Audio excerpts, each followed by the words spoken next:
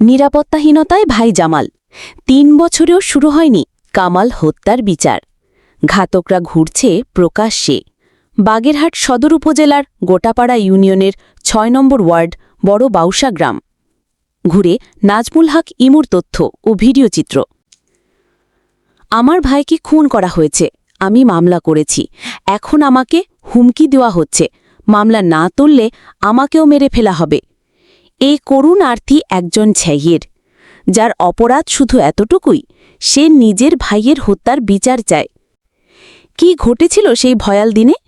২০২২ সালের ১৬ই এপ্রিল বড় বাউসা গ্রামের নিরীহ যুবক কামালকে নৃশংসভাবে হত্যা করা হয়। মামলার বাদী হন কামালের ভাই জামাল। তিনি সাহস করে খুনিদের নাম উল্লেখ করে মামলা দায়ের করেন, কিন্তু আজ পর্যন্ত বিচার তো দূরের কথা, মামলাটি আদালতে পৌঁছায়নি। কে এই জামাল? একজন গরিব কিন্তু সাহসী ভাই, যার পরিবার আজ ভয়ে নিরাপত্তাহীনতায় ভুগছে, কারণ খুনিরা এখনও প্রকাশ্যে ঘুরে বেড়াচ্ছে আর জামালকে হুমকি দিচ্ছে প্রতিনিয়ত, মামলা তুলে না নিলে তোর লাশও ভাইয়ের পাশে পড়বে। জামালের আকুতি, একটা গরিব পরিবারের ন্যায় বিচার যেন থেমে না যায়।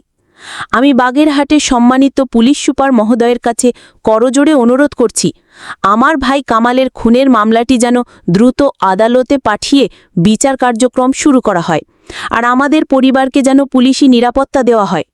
আমরা গরিব, কিন্তু গরিবেরও তো বেঁচে থাকার অধিকার আছে, বিচার পাওয়ার অধিকার আছে। প্রভাবশালীদের ছত্রছায়া খুনিরা? স্থানীয় সূত্র বলছে, মামলার প্রধান আসামি ইকলাস ও তার ঘনিষ্ঠ কয়েকজন প্রভাবশালী মহলের আশ্রয় রয়েছে। তাদের গ্রেফতারে বারবার অনুরোধ করলেও বিচার বিলম্বিত হচ্ছে রহস্যজনকভাবে। মানবাধিকারের প্রশ্নে প্রশাসনের দৃষ্টি আকর্ষণ করছি। ১. বাদী জামালের জীবনের নিরাপত্তা নিশ্চিত করতে হবে। ২. ৩ বছর ধরে ঝুলে থাকা কামাল হত্যা মামলাটি দ্রুত ট্রাইব্যুনালে পাঠাতে হবে। ৩. ঘাতকদের প্রকাশ্যে ঘুরে বেড়ানো বন্ধ করে দ্রুত গ্রেফতার করতে হবে। ৪. প্রমাণ থাকা সত্ত্বেও কেন মামলা ঝুলে আছে তা তদন্ত করে দায়ীদের বিরুদ্ধে ব্যবস্থা নিতে হবে। বড় বাউসা গ্রাম, ৬ নম্বর ওয়ার্ড, গোটাপাড়া ইউনিয়ন, সদর উপজেলা, বাগেরহাট জেলা। এই প্রতিবাদ শুধু জামালের না, এই প্রতিবাদ প্রতিটি সাধারণ মানুষের, প্রতিটি ন্যায় প্রত্যাশীর। আমরা বলছি, গরিব হলে কি বিচার পাবে না? ঘাতকরা কেন দিব্যি ঘুরে বেড়ায়? আর কত বছর বিচার ঝুলে থাকবে?